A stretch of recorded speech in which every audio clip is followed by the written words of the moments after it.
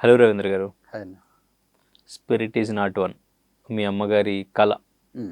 Story కూడా మీ అమ్మగారే ఇచ్చానని చెప్పేసి అవును. చెప్పారు. అయితే ఇప్పుడు వాళ్ళకు ఉండొచ్చు అంటే ఒక సినిమా చేద్దాం చెయ్యాలి అని. హ్మ్. మీకు కూడా అదే ప్యాషనా? లేదండి. నాకు సినిమా అంటే దేవుడిని చూడడం వరకే తప్ప అది చేయాలనేదేం లేదు. హ్మ్. అమ్మ పట్టుదల వల్ల నాన్న అమ్మ ఇద్దరు గొడవ పడేవాళ్ళు. మ్హూ. నేను ఇంట్లో ఉన్నప్పుడు ఏంటంటే వాళ్ళిద్దరూ ఫస్ట్ నుంచి కూడా సినిమా చేయాలి నాన్న వద్దా నేనా? ఈ గొడవ వద్దని చెప్పేసి నేను కూడా బయటకొచ్చాను. అంటే అసలు ఎందుకంటే వాళ్ళకి ఎలా పాసిబుల్ అవుతుందని వాళ్ళు అంత ధైర్యంతో మీ మమ్మీ గారు సినిమా చేయాలి అని? దాన్ని మొండితనం అనవచ్చు, లేదా మూర్ఖత్వం అనవచ్చు, మ్, ఏమని అనవచ్చు. ఎందుకంటే ఆమె ఎప్పుడో చిన్నప్పుడెప్పుడో సినిమాలు చూసిందంటే అప్పటి నుంచి చేయాలనుకోని ఈ మాతంగుల వ్యవస్థ గురించి చేయాలని చెప్పేసి ఒక పట్టుతోటి చేసిందామె. దానికోసం ఆమె అంటే పెళ్లి అయిపోయింది, పిల్లలు అందరూ పుట్టేగానే ఆ కష్టపడుతున్న ప్రతి రూపాయి దాచిపెట్టుకుంటూ వస్తూ ఆ గోల్ అయితే మర్చిపోలేదు. ఫస్ట్ నేను కూడా వద్దనుకున్నాను. తర్వాత కొన్ని రోజులకి నేను బయటికి వెళ్ళొచ్చి మళ్ళీ వచ్చిన తర్వాత ఇక్కడ మళ్ళీ హైదరాబాద్ వచ్చి వేరే పని చూసుకొని వెళ్ళేటప్పటికి ఆలోచించాను అన్నమాట నేను కూడా. అంటే చేయడానికి మెయిన్ రీజన్, ఒప్పుకోవడానికి రీజన్ ఏంటంటే నేను సంపాదించాలి డబ్బులు అప్పటికి. ఇప్పుడు సంపాదించలేదు అనుకోండి, రూపాయి ఓకే. కూడా 2 వాళ్ళు సంపాదించింది. వాళ్ళు సంపాదించిన డబ్బు ఆమె కన్న కళ్ళకి తీర్చుకోవడానికి చేయడం తప్పులేదు కదా. రేపళ్ళు మనకంటే ముందు ఖచ్చితంగా కాలం ప్రకారం చనిపోయినప్పుడు మా అమ్మ ఒక కల కనింది, అది తీర్చలేదు అని ఫోటోలో చూసుకునే కంటే కూడా ఆమె కష్టాన్ని ఆమెకే ఇచ్చి ఆమె కళ నెరవేరిస్తే దాంట్లో మనకు పోయేది ఏముంది, ఆ కళ నెరవేర్చుకుంటూ అవుతుంది, ఏమైనా పర్లేదని చెప్పేసి ఇలా కాంప్రమైజ్ చేసాం అంతే. మ్. ఆ ఉద్దేశంతోనే సినిమా ఒప్పుకున్నాం, లేదంటే సినిమా చేయడం అనేది కానీ ఉండదు. అమ్మగారి కళతో పాటు నాన్నగారి బాధ కూడా ఉంది కదా, ఆయన చెప్తూ ఉన్నారు మొత్తం ఇప్పుడు మొత్తం రోడ్డు మీదకి తీసుకొచ్చారు నన్ను. కరెక్ట్, ఆయన వ్యవసాయం, ఆయన పని వేరు, ఆయన బతుకు వేరు. ఉమ్, కానీ ఆయన కూడా ఒప్పుకున్నాడు తర్వాత. సరే ఆమె చేస్తా అన్నప్పుడు ఏమవుతుందని చెప్పేసి తర్వాత ఆయన ఒప్పుకున్నట్టు చెప్పాము మేము కూడా. ఫైనల్గా తప్పలేదు, ఆమె ఒప్పుకోవట్లేదు కదా.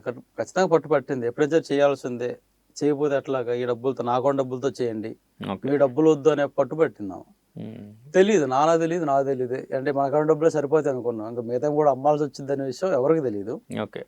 అది కాలక్రమేణా తప్పక మిగతా కూడా అమ్మాల్సి వచ్చింది. ఓకే. ఎంతమంది మీరు?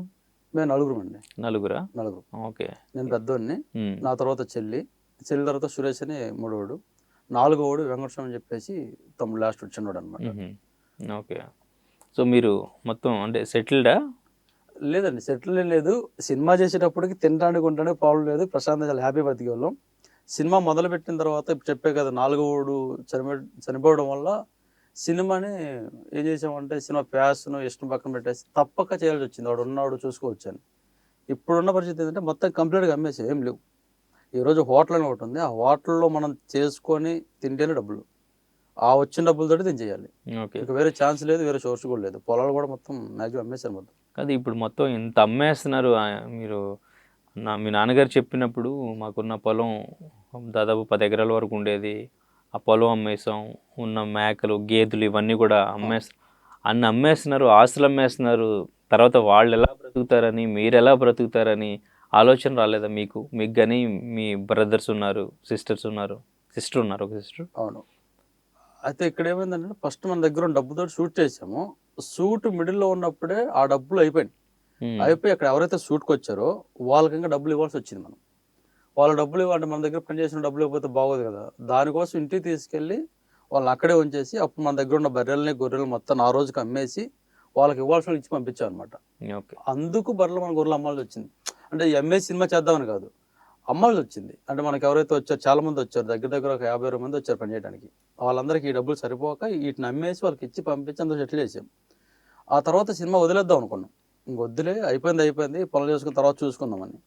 ఈ గ్యాప్లో ఏం జరిగిందంటే ఆ బర్రెలు గిర్రెలు అమ్మేసి మొత్తం పంపించిన తర్వాత లాస్ట్ వాడు వెంకటస్వామి ఉన్నాడు కదా, అమ్మలు చెప్పినాడు, వాడు చనిపోయాడు.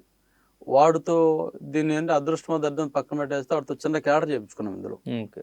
పశువులు కాపరి క్యారెక్టర్ చేయించుకున్నాం. సరే ఇప్పుడు ఇంత డబ్బు పోయింది, అలాగో పోయింది, ఇది చేసుకుంటే వాడిని మనం స్క్రీన్ మీద చూసుకోవచ్చు కదా అనేది సెంటిమెంట్గా మారింది మా అందరికి సినిమా. ఓకే. దానివల్ల తర్వాత మళ్ళీ సరే ఈ పొలం అమ్మేసి చేద్దాం, చేసి బయటకు తీసుకొద్దాం, మన ఏరియాలో మన ప్రాంతంలో వేసుకుందాం అనే పాయింట్ ఆఫ్ ఒకటి నమ్మాల్సి వచ్చింది. భయం అయితే ఉంటుంది లోపల, అమ్ముతున్నాం పెడుతున్నాం తెలుస్తుంది, ఏం ఉండవు ఏం రావు అని పక్కా క్లారిటీ అనమాట. దానికోసం అప్లోడ్ కూడా చెప్పామన్నమాట. మన సినిమా రిలీజ్ చేయడానికి వచ్చినప్పుడు కూడా అప్లోడ్ కూడా చెప్పాం, ఈ సినిమా డబ్బులు వస్తే రావచ్చు, లేకపోతే లేదు. కానీ మీరు ఇంటి మీదకి వచ్చి గోల్ చేసి ప్రెజర్ పెట్టొద్దు. ఇది అయిపోయిన తర్వాత ఎంత వస్తే అంత మీకు ఇస్తాం, మిగతాది ఆపేసుకొని మంత్లీ ఎంత అని చెప్పేసి ఒక్కొక్కరు అందరూ సెటిల్ చేసుకుంటూ వస్తాం, ఈ హోటల్ మీద వస్తుంది ఏదో పని చేస్తామని చెప్పేసి ఊర్లో అప్పుడు కూడా ఒప్పించుకొని వచ్చామన్నమాట ఇక్కడికి. మన షూట్ రిలీజ్కి ఇక్కడికి వచ్చేటప్పుడు కూడా ఒక 3.5 లక్షలు 4 లక్షలు పట్టుకొచ్చాం అంతే ఇక్కడికి. ఇక్కడ పెట్టుకుని మిగతా వాళ్ళని అడిగి పెట్టాం. ఓకే. ఊర్లో వాళ్ళు కూడా ఒప్పుకున్నారు. వాళ్ళు కూడా ఓకే పర్లేదు నమ్మకం అనమాట. అంటే ఊర్లో ఉంటాం కదా ఎక్కడ పోతామనే చిన్న పాయింట్ తోటి ఉన్నారు. ఓకే. మీకు డైరెక్షన్ ఎట్లా పాసిబుల్ అవుతుంది అనుకున్నారు? అంటే మీరు ఎక్కడ అసిస్టెంట్ డైరెక్షన్ కూడా చేయలేదు కదా? చేయలేదు. సో ఫస్ట్ మూవీ డైరెక్టర్గా మీరు డైరెక్ట్ చేద్దామని దిగేశారు. అంటే ఎలా అవుతుంది అనుకున్నారు? దిగలేదండి. యాక్చువల్గా చెప్పాను వేరే వాళ్ళు పెట్టుకుందని చెప్పాను. ఈ ప్రాసెస్లో ఏంటంటే మా ఊరు దగ్గర కంకనంపాడు అని పక్కన ఊరు అనమాట. బాబాయ్ కొడుకు. ఆయనకి అడిగాం మనోడు ఇక్కడ ఇండస్ట్రీలో ఎప్పటి నుంచో చేసుకుంటున్నాడు ఆయన చాలా నుంచి. ఇట్లాగా సినిమా చేయాలనుకున్న అమ్మోళ్ళు అంటే చేయొచ్చు అన్న తక్కువలో ఏం కదా అన్నాడు. సరే ఎవరన్నా పెట్టుకోవాలి కదా డైరెక్టర్ అంటే అప్పుడు చెప్పాడు అవసరం లేదులే మనమే చేసుకుని చెప్పేసి ఆయన ఒకడు, తర్వాత రాజు కమల్ అని ఒక ఫోటోగ్రాఫర్, వీరిని కూడా సింగరాయకొండ దగ్గర అంటే మా ఊరికి కొద్ది దూరం, వీళ్ళిద్దరూ కలిసి సరే మనమే చేసుకుందాం ఎవరైనా కోఆర్డినేటర్ పెట్టుకుందాం అని చెప్పేసి నేను వరకు డమ్మీ ఉన్నాను. ఒక తెలుస్తుంది మన సినిమాలు చూస్తుంది కాబట్టి అంతైనా సరే ఒక నాలెడ్జ్ అయితే ఉంటుంది, మిగతా విషయం తెలియపోయినా వీళ్ళిద్దరిని పెట్టుకుని మన సినిమా స్టార్ట్ చేసింది. ఒక వారం 10 రోజులకి అర్థమైపోయింది మన డబ్బులు సరిపోవట్లేదు, ఇది ఏం జరుగుతుందో కూడా తెలియట్లే, అంటే డబ్బులు అయిపోతున్నాయి, టైం అయిపోతుంది, ఇక్కడ వర్క్ అవ్వట్లేదు. ఆ తర్వాత ఇంక వీళ్ళిద్దరిని పెట్టుకు అలా కాదు మనం రేపు ఏం చేయాలని చెప్పేసి ఒక ప్లాన్ చేసుకొని ఇక తప్పక దాన్ని కూడా చిన్న మొదలుపెట్టి చేసుకున్నాం. ఓకే. ఆ రోజు కంటే ఈ రోజు పర్లేదు కొంచెం, దాంట్లో చేసుకుంటూ వస్తున్నాం కాబట్టి. రవిబాబు గారు అండ్ ఇంకా సత్యప్రకాష్ గారు, చిత్రం సీను వీళ్ళందరినీ కూడా ఎట్లా ఒప్పించారు? వీళ్ళకి ఇది కథ చెప్పారండి. మా తంగిలో వస్తే ఏమైతే అమ్మ చెప్పిన కథ ఉందో ఇటు గురించి చెప్పాం. దీంట్లో వాళ్ళ యొక్క కష్టాలు చెప్పాం. ఫస్ట్ అంటే ఇలా కష్టపడుతుంటారు, దాంట్లో మీరు ఒక భాగస్తులు అవుతున్నారు, దానిలో ప్రాబ్లమ్స్ అని చెప్పాము. దీనికి మధ్యలో ఉన్నదే వీళ్ళిద్దరే మెయిన్ మాకు పిల్లర్స్ లాగా. దీని తోడు రఫీ అని ఒక ఆయన ఉన్నాడు. ఆయన వీళ్ళందరికంటే ఫస్ట్ ఆయన్ని కలిసి సినిమా చేయడానికి మెయిన్ రీజన్ ఆయన, నేను ఒప్పుకోవడానికి. ఆయన చెప్పిన మాట అనమాట, చెయ్యి ఏం కాదు ఏమవుతుందో ఒక ప్రయత్నం చేసి తప్పలేదు కదా, సరే ఆమె కళ్ళు ఎరగొరుతున్నట్టు అని చెప్పాడు. వీళ్ళ ముగ్గురు ద్వారా ఏంటంటే వాళ్ళ దగ్గరికి వెళ్ళడం, మాట్లాడడం, చెప్పించుకోవడం. ఓ చిన్న సినిమా అండి, ఫస్ట్ అమౌంట్ ఇచ్చేసి ఎవరికి ఆపలేదు కాబట్టి డబ్బులు తీసుకెళ్ళి మాట్లాడాం. దానివల్ల ఒప్పుకున్నారు. కథ కూడా వాళ్ళకి కూడా కొంచెం నచ్చింది బాగానే, దానివల్ల ఒప్పుకొని చేసారు వాళ్ళు కూడా. సత్యప్రకాష్ గారు కానీ రవిబాబు గారు కానీ వాళ్ళ సెట్లో కూడా ఇబ్బంది ఏం పెట్టలేదు. సెట్లో బాగా చేశారు, షూట్ వరకు బాగానే జరిగింది. ఆ తర్వాతే స్టార్ట్ అయింది. ఓకే. ఏం స్టార్ట్ అయిన తర్వాత ఈ ప్రాబ్లమ్స్ ఎవరు స్పందించట్లేదు. ప్రమోషన్స్ కూడా మీరంటే మొన్న ప్రెస్ మీట్ ఏదో పెట్టినట్టున్నారు, అక్కడ కూడా వీళ్ళు ఎవరు కనిపించలేదు, మరి ఎవరు రావట్లేదు. ఇప్పుడు రవిబాబు గారిని అడిగాం రమ్మని చెప్పేసి, ఆయన రమ్మని దానికి స్పందన లేదు. దానికి రాకపోగా స్టూపిడ్ అని చెప్పేసి ఒక మెసేజ్ కూడా పెట్టాడు. స్టూపిడేనా? ఓకే. ఎందుకని? ఏమైంది సార్ అంటే అతను మరి తన పాయింట్ ఆఫ్ వ్యూ తెలియదు కదా, ఏమైందంటే దానికి సంబంధం చెప్పలేదు. సరే ఓకే సార్ అయితే మీరు వస్తేనని లేకపోతే లేదు, ఇలా అనాల్సిన అవసరం అని చెప్పేసి మెసేజ్ పెట్టాను, రిప్లై ఇవ్వలేదు ఇంకా ఆయన. చిత్రం సీన్ గారు అయితే ఆయన వస్తానని చెప్పేసి అన్నాడు, ప్రతి చోట వస్తా అంటున్నాడు కానీ ఇవి వస్తాను అరగంట గంట అంటాడు, రాడు, ఆయన రాడు. సత్యప్రకాష్ గారు అంతే, ఇప్పుడు నేను బిజీగా ఉన్నాను తర్వాత వస్తాను, రిజోల్లో పెట్టుకుంటా అన్నారు కదా అక్కడికి వస్తా అన్నాడు. మరి రిజోల్లో ప్రెస్ మీట్ పెడితే ఆయన సంగతి తెలిసింది వస్తాడా రాడని. అందరూ ఆపిరు, ఎవరు రావట్లేదు. ప్రమోషన్స్ తో కలిపి రెమ్యూనరేషన్లు ఇచ్చారు వీళ్ళకి? ప్రమోషన్ కి రెమ్యునరేషన్ ఎవరు చెప్పలేదు, అప్పుడు వస్తా అన్నారు, లాస్ట్ వరకు ఉంటా అన్నారు. మన చిత్రసీని గారు మాత్రమే కొంచెం అమౌంట్ తీసుకుని వస్తున్నాను కదా, మరి మీకోసం వచ్చారంటే నాకు ఇది అవుతుంది కదా, 2 రోజులు 3 రోజులు తిరగాలి, దానికి అమౌంట్ కావాల్సి వస్తుందని చెప్పారు. ఇప్పుడు వాళ్ళు ఎవరైనా ప్రెస్ మీట్కి రావాలన్నా సరే వాళ్ళకి కావాల్సిన ఖర్చులు ఆ రోజు కొంచెం అమౌంట్ అడిగారు, ఇస్తే వస్తామని చెప్పారు. సరే ఇస్తా అని చెప్పాను. ఎంత అడిగారు ప్రమోషన్స్ కి? ఇప్పుడు ఈయనైతే చిత్రసీని గారు అయితే ఒక 30,000 30,000 అడిగారు, ఆయనగా ఇచ్చాము. సత్యప్రకాష్ గారు అయితే నాకు అప్ అండ్ డౌన్ టికెట్లు ఏమిటి అయ్యి కానీ తర్వాత కొంచెం రూమ్స్ కానీ మిగతా కావాలని చెప్పేసి అడిగారు, సరే సరే అని చెప్పాము. రవిబాబు గారు అయితే అసలు ఏం అడగలేదు, ఆయన ఒకటే మాట వదిలేసాడు. ఇంకా మరి ఆయన సినిమాలకు కూడా ఆయన వెళ్తాడో లేదో తెలియదు కానీ ప్రమోషన్ అంటే రోజు రమ్మని ఆయన చేశాడు, ఒక సినిమా చేశారు, మా సినిమాలు చూస్తుంటారు. ఏంటంటే సార్ వాళ్ళు రావడానికి కుదరపోతే రిక్వెస్ట్ ఏం చేస్తారంటే మీరున్న ప్లేస్ లో నుంచి నా సినిమా పోస్టర్ ని కొంచెం పెట్టండి, ఒక వీడియో పెట్టండి, దానివల్ల ఇంకొంతమంది రీచ్ అవుతుంది, ఆ వీడియోస్ నాకు ఇస్తే నేను ఏదైనా కొంచెం పెట్టుకుని పబ్లిసిటీ చేసుకుంటా. ఇలా అడిగినా సరే వాళ్ళు ఎవరు స్పందించలేదు. రెమ్యునరేషన్ దాదాపు ఎంత, ఒక 12 లక్షలు అయిందా రవిబాబు గారికి? రవిబాబు గారికి మనకి మొత్తం 3 days చేశారు. ఆయన 3 days ఏనా? 3 days చేశారు అంతే. ఓకే. 1 week అని చెప్పారు మీ పేరెంట్స్? లేదు 1 week, మన చిత్రసీని గారు 1 week చేశారు. ఆయన 3 days కంప్లీట్ ఒక్కడి మీద ఉంటుంది. ఓకే. ఆయన 3 days మనకి డైలీ 1 lakh 3 లక్షలు ఇచ్చాము ఆయనకి, వాళ్ళ స్టాఫ్ వాళ్ళకి కాకుండా. ఓకే. ఇక్కడ లోకల్లోనే మొత్తం ఆయన సీన్స్ కూడా 8 సీన్లో ఉంటాయి, 8 సీన్లో ఉంటాయి. అంటే మొత్తం సపరేట్, ఆయన ఎవరితో కలవడానికి. అందరూ ఒక 3 దెయ్యాలు మాత్రం ఉంటారు అనమాట. మిగతా పూజలు క్షుద్ర పూజలు వాటికి సంబంధించి ఉంటుంది. ఆయన సత్యప్రకాష్ గారు చేశారు, మళ్ళీ ఒక 10 days చేశారు ఆయన. ఆయన డైలీ 75,000 ఆయన. అది కూడా దారుణమే. ఫస్ట్ లో 30,000 తీసుకుంటాడు అంట ఆయన, మనకి ఎవరైతే మధ్యలో ఇంకొక అతను ఉంటారు కదా, ఉమ్, మేనేజర్ ఒక అతను మధ్యలో ఉంటాడు. ఈ ఎవరైతే మన సైదుల ద్వారా వచ్చినప్పుడు ఉమ్, మన దగ్గర 75,000 తీసుకున్నాడు డైలీ. ఉమ్. ఓకే, మొత్తం డబ్బులన్నీ వేస్ట్ చేసామని ఏమైనా అనిపించిందా మీకు? చాలా. ఉమ్. రవిబాబు గారి ఒక రోజు షూటు, ఫస్ట్ రోజు షూట్ అప్పుడైతే ఏడవలసి వచ్చింది. ఎందుకు? ఒక్కరోజు 7 లక్షలు అయింది. ఉమ్, ఆ ఒక్కరోజు 7 లక్షలు అయింది. ఆ కెమెరామెన్ మన రాజు కమ్ములు, ఇంకొక అతను వేరే అతను వచ్చాడు. వీళ్ళందరూ చాలా ఎక్కువ ఉన్నాడు. ఫైట్ మాస్టర్ ఉన్నాడు ఒక ఆయన, రమణ గారు అని. ఆయన అడిగిన ఎక్విప్మెంట్ మొత్తం ఇస్తేనే నేను ఫైట్ ఇవ్వగలను అన్నాడు. ఆయన చాలా అడిగారు. దగ్గర దగ్గర 150 మంది మనుషులు మన పనిచేయడానికి వచ్చారు. పెద్ద జిమ్మి కానీ చాలా చాలా ఎక్విప్మెంట్ అడిగాడు. పెద్ద క్రెయిన్లు ఉంటాయి మన కుక్లేర్ లాగా, ఉమ్, ఆ క్రెయిన్లు మొత్తం అడిగాడు.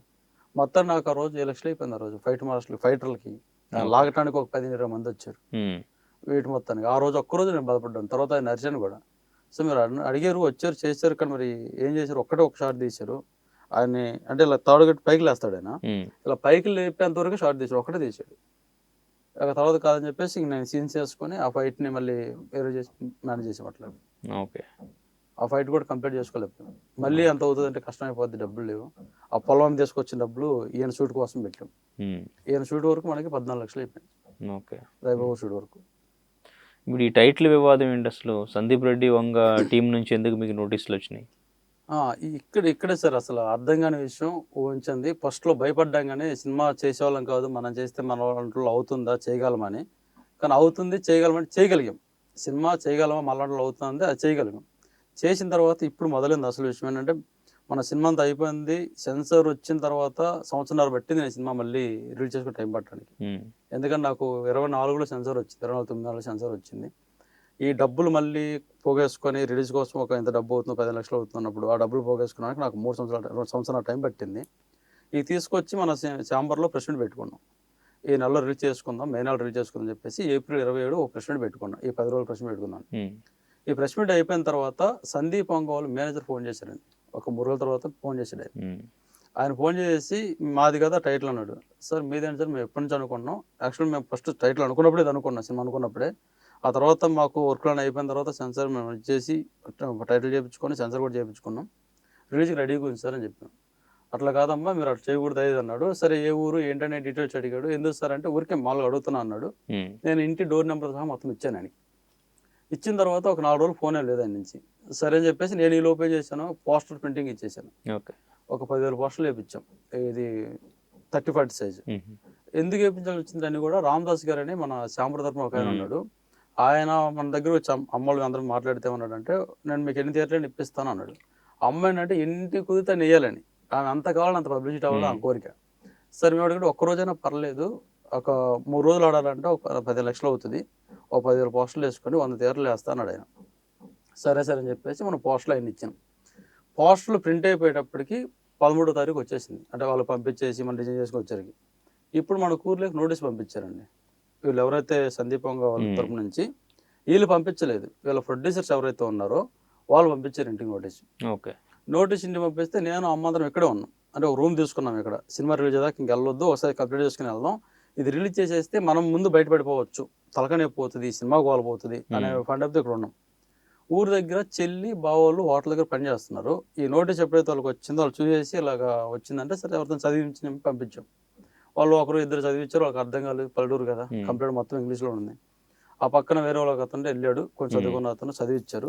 చదివిస్తే ఇలాగ స్పిరిట్ సినిమా వాళ్ళు ముంబై నుంచి వచ్చింది, భూషణ్ గారిని, మీ సినిమా రిలీజ్ చేయొద్దు అన్నారు. రిలీజ్ చేస్తే క్రైమ్ కేసు పెడతాం, మీరు క్రైమ్ చర్యలు తీసుకుంటాం, మళ్ళీ కేసు పెట్టాల్సి వస్తే ఇబ్బంది పడతారని చెప్పారు. అదేంటి అలా ఎందుకు పెడతారు, అది మంది కదా సినిమా, మనకి సెన్సార్ వచ్చేసింది, వాళ్ళకంటే ముందే ఇబ్బంది. సరే వాళ్ళు ఏంటంటే వాళ్ళ దాంట్లో రిజిస్ట్రేషన్ అది చేసుకున్న దాంట్లో వాళ్ళది ఏప్రిల్ ఉంది, ఓకే, మంది ఫిబ్రవరిలోనే ఉండిపోయింది. 2 నెలల ముందే మనకు ఉంది కదా, వాళ్ళు ఎందుకు వాళ్ళు వచ్చి చూసుకొని తర్వాత వేరే వాళ్ళని 4 అడిగాం. కాదు వాళ్ళు అడుగుదాం, డైరెక్ట్గా మీడియాలో అడుగుదాం చెప్పేసి అంటే, అలా కాదు, లాయర్ నోటీస్ వస్తే ఖచ్చితంగా మన లాయర్ నోటీసే రిటర్న్ ఇవ్వాలి, అది ఇచ్చిన తర్వాత ఏమైనా మాట్లాడాలి, అలా కాకుండా మీరు వెళ్ళిపోయారంటే మళ్ళీ మీరు తప్పైపోతుంది అని చెప్పేసి పక్కన వాళ్ళు చెప్పారు. వాళ్ళు నోటీసులో కూడా ఏమి ఇచ్చారంటే 15 రోజుల్లో రిటర్న్ ఇవ్వకపోతే మీకు దీని మీద రైట్స్ లేవన్నట్టుగా వాళ్ళు చెప్పారు. దాంతోపాటు ఇప్పుడు దాకా ఏమైతే ప్రమోషన్ చేసుకున్నారో, ఇప్పుడు దాకా పోస్టర్లోనే మొత్తం తీసేయాలి, అది లేదంటే మటుకు మేము క్రైమ్ కేసు పెడతామని చెప్పేసి వాళ్ళు కొంచెం చెప్పారు. ఫస్ట్ టైం ఊర్లోకి నోటీస్ వచ్చిందంటే మనకు ఎవరికైనా భయం ఉంటుంది. ముఖ్యంగా మాకు ఊర్లో ఎలా ఉంటుందంటే, ఒక లాయర్ నోటీస్ వచ్చింది, కోర్టు నుంచి వచ్చింది అంటే మనం ఏదైనా మర్డర్లు చేసో ఏదో పెద్ద దొంగతనాలు చేసో ఏదంతా పెద్ద గొడవలు పడితేనే పోలీసులు లాయర్లు కోర్టులు నోటీసులు వస్తాయి. అలా కాకుండా ఊరికే వచ్చిందంటే ఎవరికైనా ఇబ్బంది ఉంటుంది. ఇది జరుగుతుంది వాళ్ళకి. సరే లాయర్కి వెళ్ళాం, వాళ్ళు వేరే వాళ్ళ ద్వారా మాట్లాడేసి దాన్ని పెట్టద్దని చెప్పేసి అనుకున్నాం. ఈ గ్యాప్లో ఏం జరిగిందంటే ఈ నోటీస్ వెళ్ళిన తర్వాత ఊర్లో ఫ్రెండ్స్ ఉంటారు కదా, నాకు తెలిసిన వాళ్ళు కూడా, వాళ్ళు కూడా చెప్పిన ఉన్నాం, భలే ప్లాన్ చేసేవరా నోటీస్ ఊర్లో పంపించేసి డబ్బులు ఎగ్గొట్టడం కోసం. ఇప్పుడు ఈ నోటీస్ పంపించిన వల్ల గొడవలో ఉందంటే నువ్వు డబ్బులు ఎగ్గొట్టడానికి కదా, ఇదంతా ప్లాన్ చేసింది నువ్వే కదా అని చెప్పేసి అన్నాడు.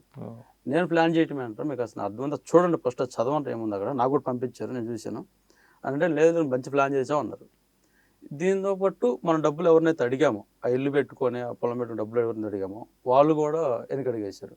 వీళ్ళు ప్లాన్ చేశారు, మనం ఈ డబ్బులు ఇస్తే కూడా రావు, ఇంకెళ్ళి అక్కడికి రారు, అక్కడే ఉండిపోతారన్నట్టుగా వీళ్ళు కూడా ఇది చేసుకున్నారు. సేమ్ టైం మనకు ఆల్రెడీ అప్పు ఇచ్చున్నారు, ఒక 50 లక్షల రూపాయలు మనకు అప్పు ఉంటుంది.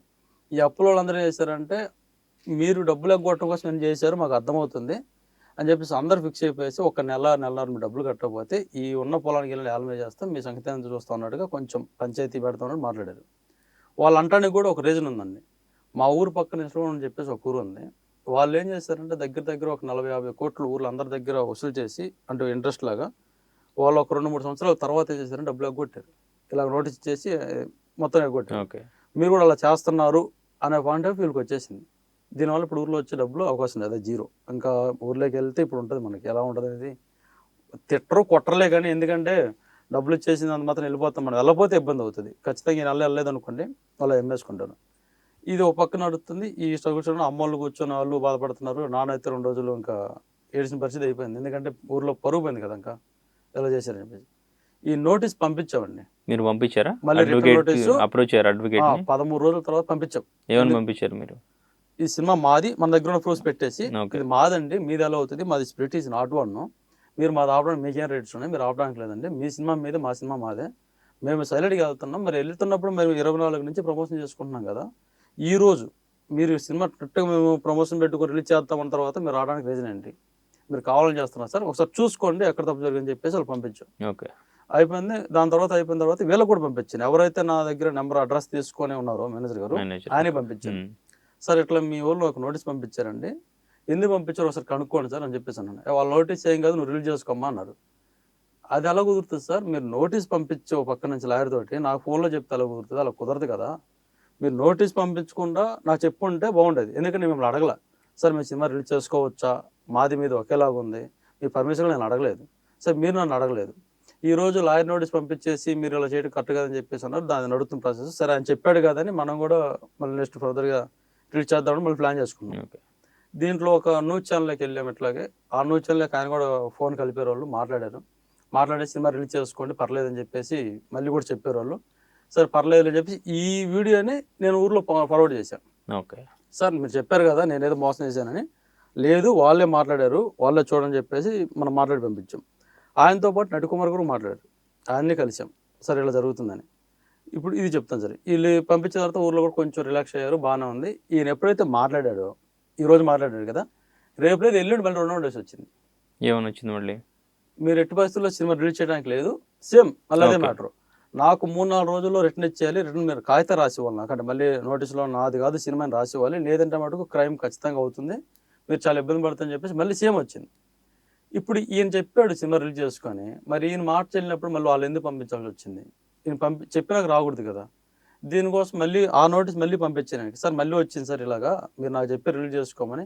కానీ మళ్ళీ నోటీస్ కూడా వచ్చింది కదా, ఏంటంటే ఈయన సందీప్ ఒంగోలు సార్ వాళ్ళ అన్నో తమ్ముడు ప్రొడ్యూసర్ వాళ్ళంట, కాలభైరవ పిక్చర్స్ అని చెప్పాడు ఆయన. ఓకే, వాళ్ళు కూడా మాట్లాడారు, సందీప్ ఒంగోలు సార్ కూడా మాట్లాడారు, వీళ్ళిద్దరు మాట్లాడారు, ఏం కాదు రిలీజ్ చేసుకో అని చెప్పేసి అన్నారు.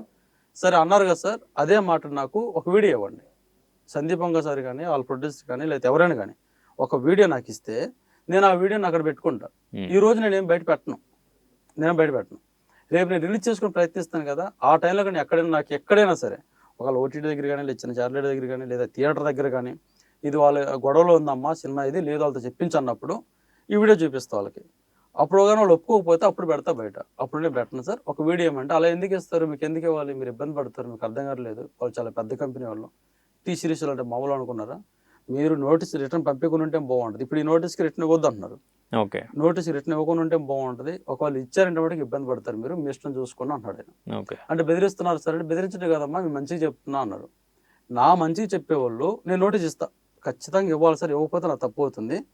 ఫస్ట్ది ఇచ్చాను, మళ్ళీ నాకు రిటర్న్ ఇచ్చాను, రెండోది ఇచ్చాను దానికి ఇస్తాను, మూడో నోటీస్ మీరు పంపించమాకండి, ఎందుకంటే మాకు అంత సీన్ లేదు, మీ మీద గొడవలకు వచ్చేసి పెట్టుకోని అంత మాకు లేదు, మీరే అది క్రియేట్ చేసి మీరే క్రియేట్ చేయాలి. ఫస్ట్ నోటీస్ మీరే పంపించి తప్పు మీదే కాబట్టి లాస్ట్ నోటీస్ మీరు పంపించమాకండి, మేము పంపిస్తే మీరు ఆగమని చెప్పాను, పంపిస్తే ఇబ్బంది పడతారు అన్నారు. ఇబ్బంది ఓకే. పడుతున్నారు. ఇబ్బంది పడటం అనేది నాకు ఇప్పుడు అర్థం కావట్లేదు. అంటే ఏం చేస్తారు, ఉమ్. అంటే సినిమాని చేయడం తప్ప, లేదంటే వాళ్ళు ఇచ్చిన నోటీస్కి మళ్ళీ ఎదురు సమాధానం చెప్పడం తప్ప, ఇప్పుడు సినిమాను వాళ్ళు తప్పితే మనం చేయకూడదా? లేదంటే సందీప్ పొంగ గారు ఏమన్నా నాకు వచ్చిన doubt, first Arjun Reddy cinema మనం అందరం చూసాం, ఆ సినిమా టైంలో ఎలాంటి కాంట్రవర్షన్ పబ్లిష్ చేసాడో మనం చూసాం. అక్కడ ఆ అమ్మాయి పిక్స్ పెట్టడం కానీ, లేదా లిప్ లాక్ సీన్స్ పెట్టడం కానీ, తర్వాత ఒక మంత్రిని అంటే అప్పుడు ఉన్న పొలిటికల్ ఒక అతను తీసుకొచ్చి మాట్లాడడం కానీ, అంటే ప్రమోషన్ కోసం వాడుకున్నారు. అలాగా ఆయన ఏమని అనుకుండా తను రిలీజ్ టయానికి మమ్మల్ని ప్రమోషన్ వాడుకోవడానికైనా ప్లాన్ చేస్తున్నాడా? నాకు వచ్చిన పెద్ద డౌట్ ఇది. ఉమ్. నేను ఈయన అడిగాను, మేనేజర్ గారు అడిగాను అనమాట, ఉమ్. మేము ప్లాన్ చేస్తున్నారా, రేపు సినిమా రిలీజ్ టయానికి వచ్చేసి ఇప్పటిదాకా మేము 3-4 సంవత్సరాల నుంచి ప్రమోషన్ చేసుకుంటూ వస్తున్నాం కదా, ఈ ప్రమోషన్ మొత్తం ఒక రైతులకి ఇలా చేశారని చెప్పి దీన్ని వాళ్ళ ప్రమోషన్గా వాడుకొని స్పిరిట్ సినిమాకి వాడుకొని చూస్తున్నారా?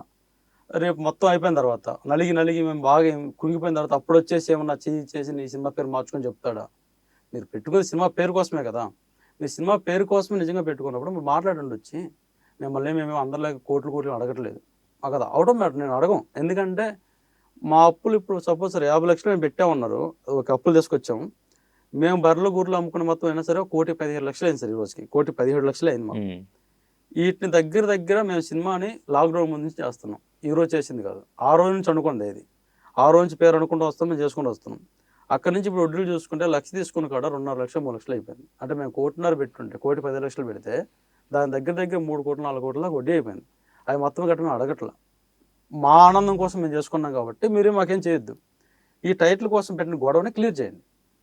నాది స్పిరిట్ ఈజ్ నాట్ వన్, మా వల్ల మీకు ఒరిగేది ఏమి ఉండదు, లేదు నిజంగానే ఈ పేరు మీకు వద్దనుకుంటారా, మనం పెట్టుకోవద్దు అనుకుంటారా, రండి వచ్చి కూర్చొని సెన్సార్కి మళ్ళీ పెట్టి, ఆ సెన్సార్ ఏమైతే ఉందో సెన్సార్ మళ్ళీ పెట్టండి, ఆ సెన్సార్ అయిపోయిన తర్వాత మేము ఇప్పుడు వేసిన పోస్టర్లు ఏమున్నాయో ఇవి మొత్తం చేయండి, ఇది చేసి నాకు సినిమా రిలీజ్ రెడీ చేయండి, అంతే, అంతకంటే ఏం లేదు.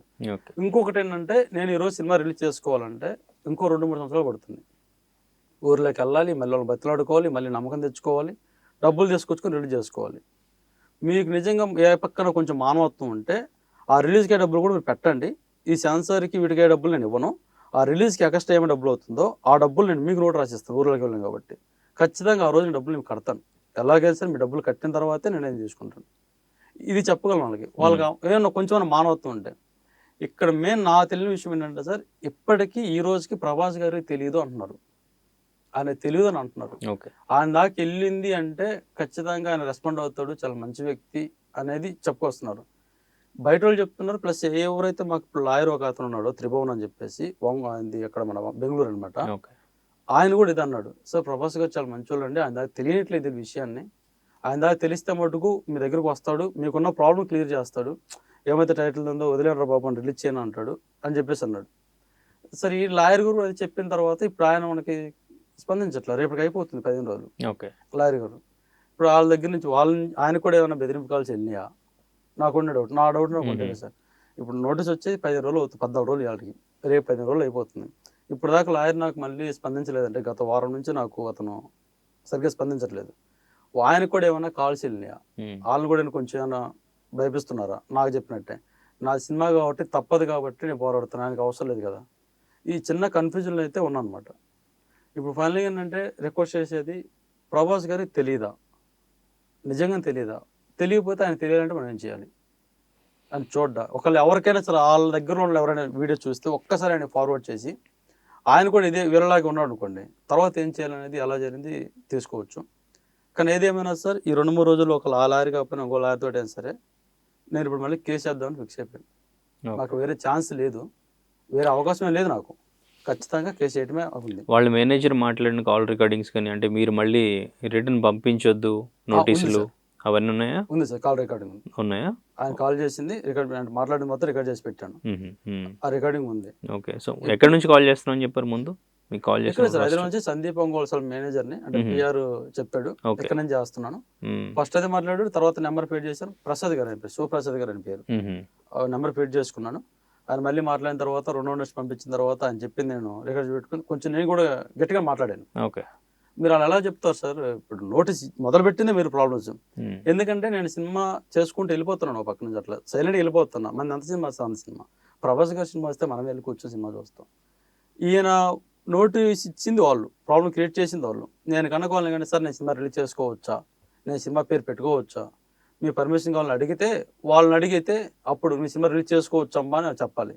నేను అడగలేదే, నా పని నేను చేసుకుని పోతున్నా. నోటీస్ చేసి నీ సినిమా రిలీజ్ చేసుకుంటున్నా కదా, రిలీజ్ చేసుకోవచ్చు కదా అంటే వాళ్ళకి లేదేమో కొంచెం ఏమంటారు ఊర్లో పరువులు అటు గురించి కానీ, అంటే ఎవరిని తిడితే తీసుకునేది లేదేమో. ఇక్కడ మన వాళ్ళు కాదు కదా సార్, ఎవరో మాట అంటే పర్లేం కదా. కష్టపడి చేసుకొని ఆస్తులు అమ్ముకొని సినిమా చేసుకొని, మా అమ్మగారిన కళ సార్ ఇది. ఈ మాట చెప్పాలి, మా అమ్మగారిన కళ ఇది. ఆయన ఎవరైతే బోస్ గారు ఉన్నారో ఈయన చెప్పాడు వాళ్ళు పెద్ద కంపెనీ, చాలా పెద్ద సినిమాలు ఉన్నాయి, సినిమా బడ్జెట్ 600 కోట్లు, వాళ్ళు తలుచుకుంటే అసలు మీరు ఎక్కడ ఉండరు, రిటర్న్ నోటీస్ ఇచ్చి చాలా ఇబ్బంది పడతారన్నారు. వాళ్ళు ఏం తలుచుకుంటారో, వాళ్ళు ఎన్ని వందల కోట్లు నాకు తెలియదు కానీ మా అమ్మ 13 సంవత్సరాలప్పుడు కలగనిందంట. దానికోసం మా కుటుంబం మొత్తం పడికాపులుగా చేసి ఆమన్న కోరిక ప్రకారం నేను సినిమా చేసుకున్నాను సార్. ప్రతి రూపాయి పెట్టించుకొని చేసుకున్నాను. ఆ 35 సంవత్సరాల కష్టం అది, ఈ రోజుది కాదు. నేను పుట్టకముందే కదా సార్, నాకు 35 సంవత్సరాలు అంటే ఆ 13 సంవత్సరాలు దగ్గర 45 సంవత్సరాల కష్టం ఉంది. అప్పటి నుంచి కానీ కళని ఈరోజు వాళ్ళు ఆపుతానంటే అది కరెక్ట్ కాదు. వాళ్ళకి ఉండొచ్చు, వాళ్ళకి 600 కోట్లు ఉండొచ్చు, 1000 కోట్లు ఉండొచ్చు, వాళ్ళు ఎంత బడ్జెట్ మనకు అనవసరం, ఎంత బడ్జెట్ అయినా. నా సినిమా నాకు ఎక్కువ. ఆ సినిమా పేరు స్పిరిట్ ఈజ్ నాట్ వన్. ఇది హర్రర్ మూవీ సంథింగ్, మన మాతంగుల వ్యవస్థ సంబంధించిన సినిమా ఇది. వాళ్ళు ఆపడం కరెక్ట్ కాదు వాళ్ళకి. అది సందీప్ వంగ గారు అయితే మటుకు మొత్తం ప్లాన్ చేసి చేస్తున్నారు. ఖచ్చితంగా ఈ నోటీస్ పంపించడానికి అనుకుంది, నోటీస్ పంపించింది, దీని మొత్తానికి కాను సందీప్ వంగ గారు, వాళ్ళ మేనేజర్ చెప్పాడు. వాళ్ళ తమ్ముడు పేరు కూడా ఇది చెప్పాడు, వాళ్ళ తమ్ముడే మాట్లాడుతున్నాడు మొత్తం. ఓకే. వాళ్ళు తెలిసే చేస్తున్నారు సార్. మరి ప్రభాస్ గారికి తెలుసా తెలియదంటే తెలియదని అంటున్నారు. నేను కూడా తెలియదని అనుకుంటున్నాను. ఒకవేళ ఆయనకి తెలిసి ఇలా ఉంటే మటుకు ఇంకా దాన్ని మనం ఏం చేయలేం. రాముడు కప్ప కథ చెప్పను తప్ప. రాముడు కప్పది ఒక కథ ఉంది కదా సార్. రాముడు నదికి స్నానానికి వెళ్ళినప్పుడు తన చేతిలో ఉన్న విల్లుని ఆడ పెట్టేస్తాడు, దాని కింద కప్ప ఉంటుంది, అది చూసుకోడు ఆయన.